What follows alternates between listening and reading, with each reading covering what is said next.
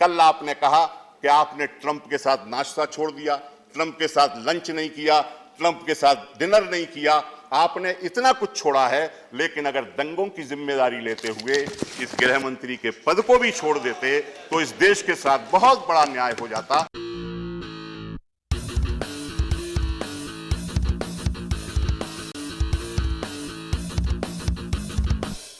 श्री जावेद अली खान। माननीय उपसभाध्यक्ष जी, एक बहुत ही गंभीर और महत्वपूर्ण मुद्दे पर सदन बहस कर रहा है। कल लोकसभा में बड़ी विस्तृत चर्चा और उस पर माननीय गृह मंत्री जी का जवाब भी हम लोगों के सामने है।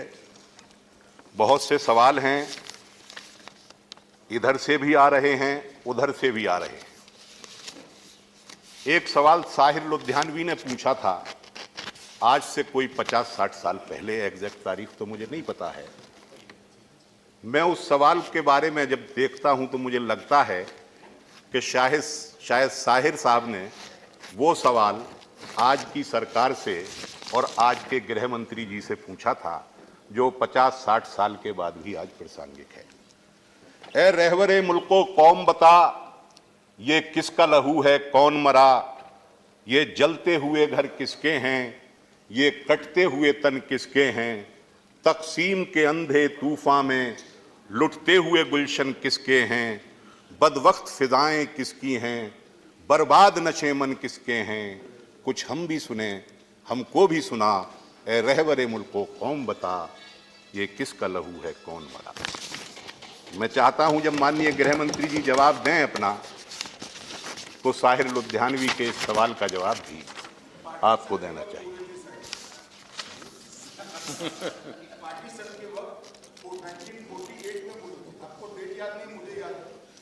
आज भी प्रासंगिक है, मैंने कहा आज भी प्रासंगिक है। चलिए चेयर को। आज के हालात क्या हैं, आज के हालात क्या हैं, इस पक्ष से कुछ और कहा जाता है, हमारी तरफ से कुछ कहा जाता है, उधर से कुछ कहा जाता है।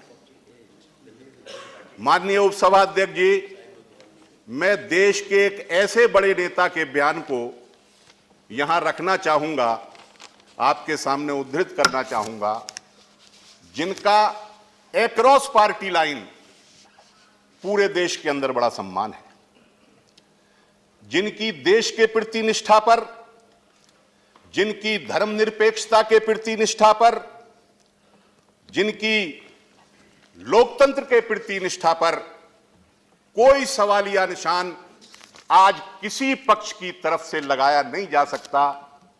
मैं शिरोमणि अकाली दल के सर्वे सर्वा माननीय डॉक्टर प्रकाश सिंह बादल जी के हमारे लिए सम्मानित हैं, मैं उनके बयान को यहां उद्धृत करना चाहता हूं। इन हालात पर उन्होंने क्या कहा? There are 3 main ideas enshrined in our constitution: secularism, socialism, and democracy. Today there is no secularism nor any socialism. The rich are getting richer, the poor are becoming poorer. However, democracy is present only at 2 levels, one in parliamentary elections and other is in state elections. Rest, it can't be found anywhere either. इसका मतलब क्या है? बादल साहब कोई राजनीतिक लाभ की प्राप्ति के लिए तो ऐसा बयान दे नहीं सकते। बादल साहब उम्र के अब जिस पड़ाव में हैं, वहां उनसे कम गंभीर होने की भी उम्मीद नहीं की जा सकती। मैं ये चाहता हूं कि हमारी न माने, विपक्ष की न माने, कम से कम आज की जो हमारी मौजूदा सरकार है, उन्हें राष्ट्रीय जनतांत्रिक गठबंधन के सबसे पुराने और सबसे वरिष्ठ सहयोगी प्रकाश सिंह बादल जी के बयान का संज्ञान लेना चाहिए और उस पर बहुत ज्यादा न चल सकें, 100 कदम न चल सकें तो 10, 20, 50 कदम बादल साहब के बताए हुए रास्ते को या बताए हुए उनकी जो स्थिति है उस पर गौर करके 2-4 कदम आगे बढ़ना चाहिए। बड़ी तारीफ की गई कल, और दिल्ली पुलिस को सारे का सारा समर्थन गृह मंत्रालय से मिलना भी चाहिए। आखिर उस विभाग के मंत्री हैं। लेकिन जब तक दिल्ली की पुलिस हमारे इस सदन के माननीय सदस्य श्री नरेश गुजराल जी के पत्र का संतोषजनक जवाब नहीं देती है, तब तक मैं किसी भी तरीके से दिल्ली के पुलिस को दी जाने वाली क्लीन चिट को मानने के लिए माननीय मंत्री जी तैयार नहीं हूं। नरेश गुजराल जी ने क्या लिखा था, वो पत्र की प्रति आपकी नजर से भी गुजरी होगी, मेरे पास भी वो पत्र की प्रति है। उन्होंने कहा, अपने दुख को बयान किया कि एक एमपी की शिकायत के बावजूद भी जिन लोगों का नाम पता उन्होंने दिल्ली के पुलिस कमिश्नर को बताया था, दिल्ली की पुलिस ने उन्हें रत्ती भर भी राहत पहुंचाने की दिशा में कोई काम नहीं किया। मैं ये जानना चाहता हूं, जब आप जवाब दें तो कम से कम इस बात पर भी रोशनी डालिए कि चलिए हम फोन करते या टीएमसी वाले करते या सीपीएम वाले करते या कांग्रेस वाले करते तो आपके हिसाब से पुलिस चल रही थी, शायद इग्नोर कर देती। गुजराल साहब की फोन को और शिकायत को इग्नोर करने की कौन सी मजबूरियां दिल्ली पुलिस की रही थी कि उस पर भी कोई गौर व फिक्र दिल्ली की पुलिस ने नहीं किया। बहुत सारी बातें कही गई, आरोप लगाए गए। अगर आप 2002 की बात करोगे तो हम 1984 की बात करेंगे। मैं उन सब लोगों से कहना चाहता हूं जो इस प्रतिस्पर्धा में पड़ते हैं कि 84 में इतना हुआ था तो 2002 में इतना हुआ और जो कमी रह गई अब हम उसे 2020 में पूरा करेंगे। ये कोई बहुत हेल्दी ट्रेंड कम से कम विचार विमर्श करने का या बहस का नहीं है।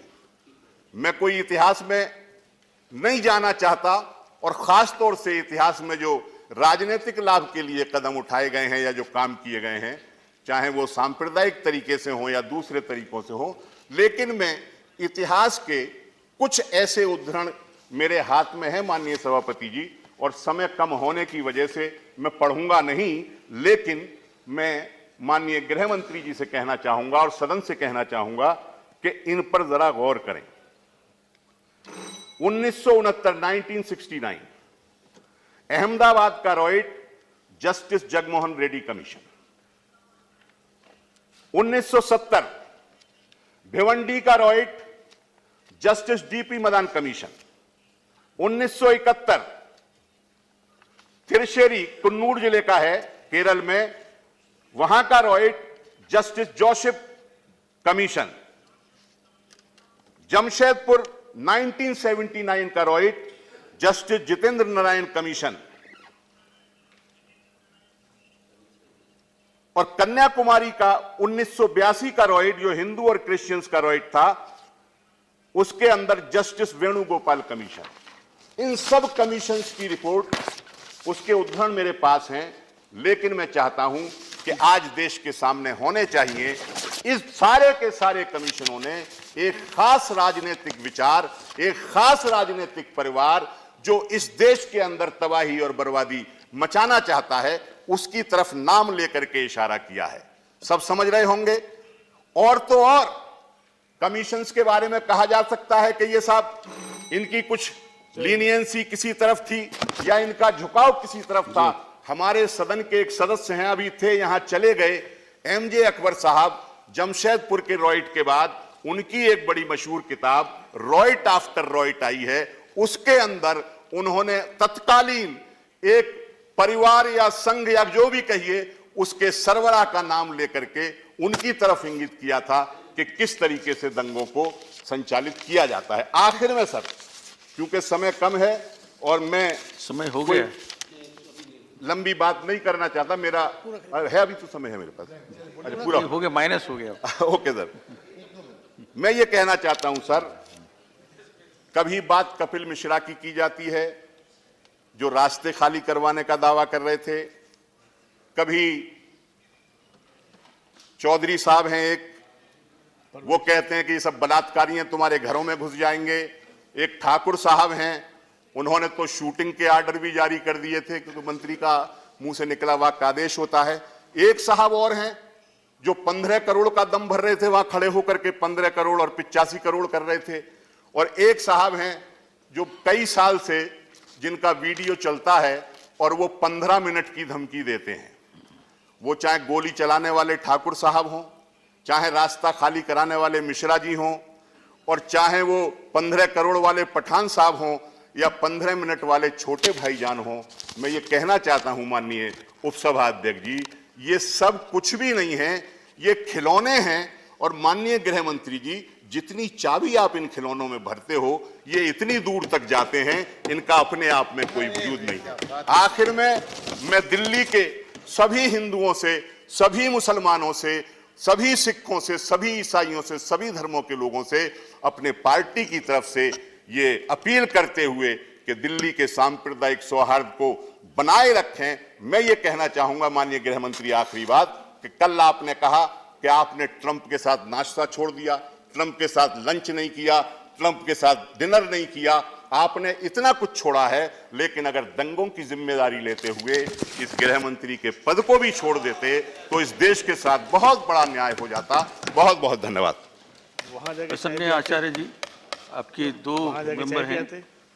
टाइम है सर। अगर आपने अभी तक चैनल को सब्सक्राइब नहीं किया है तो प्लीज सब्सक्राइब कीजिए और ताज़ा अपडेट पाने के लिए बेल आइकन को दबाना ना भूलें।